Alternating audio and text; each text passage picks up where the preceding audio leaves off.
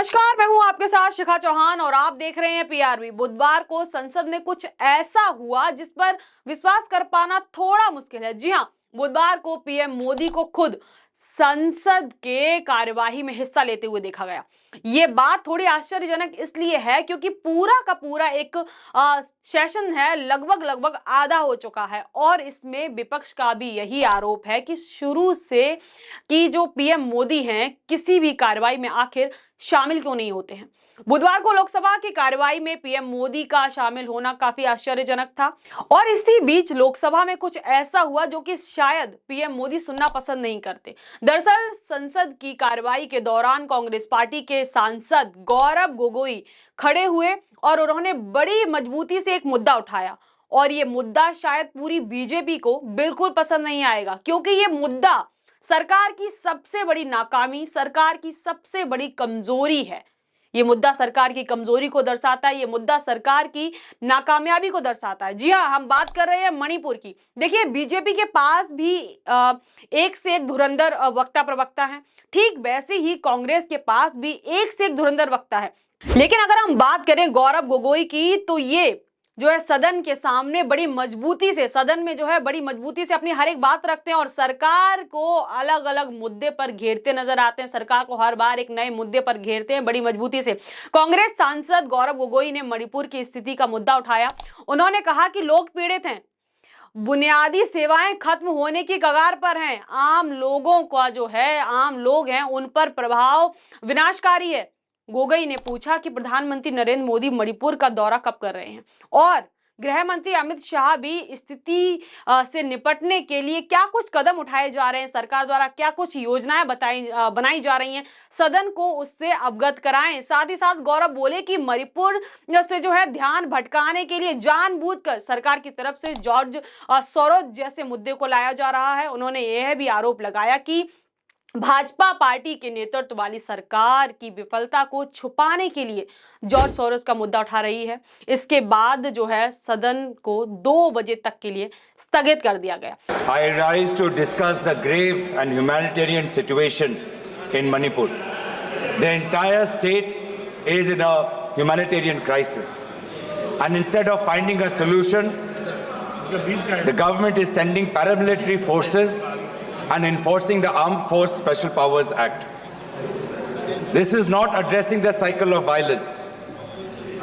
Extortion has become rampant. Economy is shattered. Basic public services are on the brink of collapse.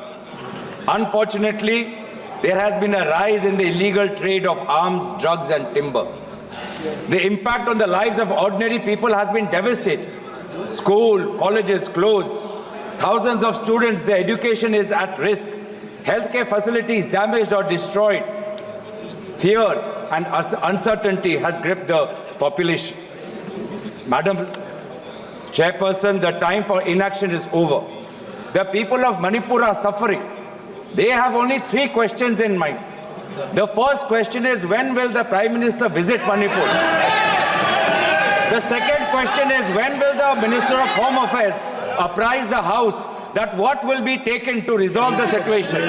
And the third is that this government, in order to hide their failure in Manipur, is using George Soros as a shield to hide their failure. अब इसी हंगामे के बीच वाणिज्य और उद्योग मंत्री पीयूष गोयल ने क्या कुछ कहा इस मुद्दे पर। सरकार मणिपुर को लेकर, मणिपुर की स्थिति को लेकर क्या कुछ आवश्यक कदम उठा रही है उसके बारे में बता रहे हैं। देखिए स्क्रीन पे चल रही वीडियो में एक बार फिर। And let the nation know what is the connection between George Soros and all these internal disturbances. The Congress party is responsible for internal disturbances in the country, and they are using foreign forces. They have an excess and a tie-up with foreign forces, due to which the country is facing internal problems.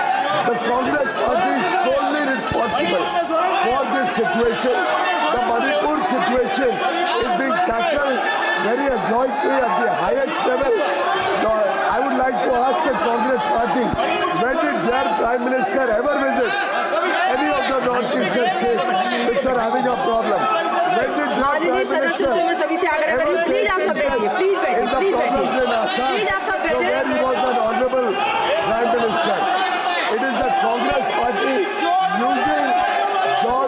Soros and other international bodies, due to which the country today is suffering. There are internal problems caused by the Congress Party association with George Soros funded organization. The Congress Party is solely responsible and has to answer the nation what is the connection between their leaders, the leaders of the Congress Party, what is the nexus due to which the Congress Party and George Soros and funded organization by them are destabilizing the Indian economy. The Congress is responsible for this severe state of affairs and they have to reply to the nation why George Soros has such a close connection with their leaders. We are now finding new and new revelations. We are finding that they have a nexus which goes back 25 years. For the last 25 years in government and out सभा of की government. कार्रवाई 2 बजे तक के लिए स्थगित की जाती है।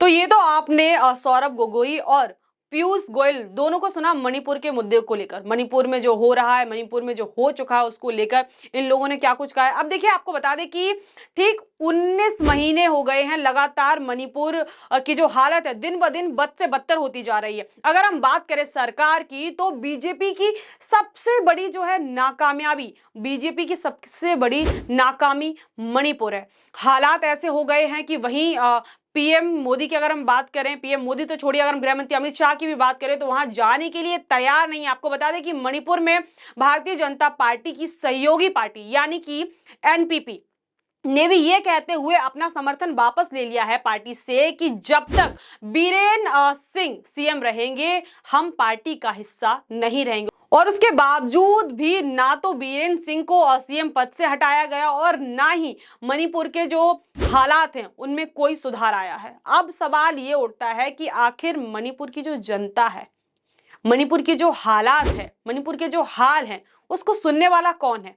और संसद में भी अगर इन मुद्दों को दबाया जाएगा, सदन को भंग कर दिया जाएगा तो कैसे काम चलेगा? और ये सारा मामला जो है, ये पूरा का पूरा मामला सदन में पीएम मोदी की अनुपस्थिति में गरमाया। आपको बता दें, जब तक पीएम मोदी सदन में थे, सदन की जो कार्रवाई है बड़ी शांतिपूर्वक चल रही थी। उनके जाते ही उनके अनुपस्थिति में माहौल गरमा गया। तो इस खबर में बस इतना ही। आपकी क्या राय इस पूरे मुद्दे पर? क्या पीएम मोदी को सदन में हो रही कार्रवाई में बढ़ चढ़कर हिस्सा लेना चाहिए? क्योंकि उनकी उपस्थिति में कार्रवाई जो है काफी शांतिपूर्वक चल रही थी, तो उन्हें उनके रहते जो है काफी शांति से कार्रवाई चलती है, काफी जो चीजें हैं वो बैलेंस होकर रहती हैं, तो उनको शामिल होना चाहिए कार्रवाई में। नहीं, आपकी क्या राय इस पूरे मुद्दे पर हमें कमेंट सेक्शन में जरूर बताइए। इस खबर में बस इतना ही। ऐसी तमाम खबरों के लिए जुड़ रहिए हमारे साथ और देखते रहिए PRV। मुझे दीजिए इजाजत। बहुत बहुत धन्यवाद।